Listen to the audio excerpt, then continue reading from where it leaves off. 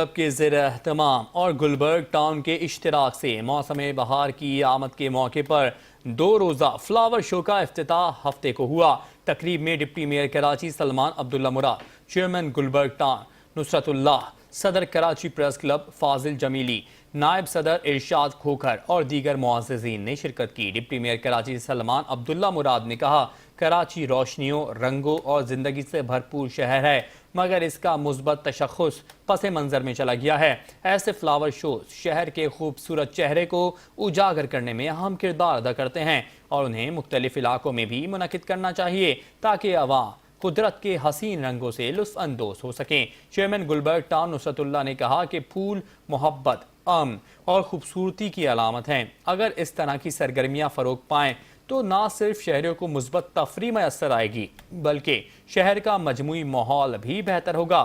صدر Karachi press club فاضل نے کہا کہ پریس کلب صحافیوں کے لیے ادارہ ہی نہیں بلکہ ادبی، ثقافتی اور سماجی سرگرمیوں کا مرکز بھی ہے۔ فلاور شو کے انعقاد کا مقصد صحافیوں اور ان کے اہل خانہ کو خوشگوار اور مثبت ماحول فراہم کرنا ہے۔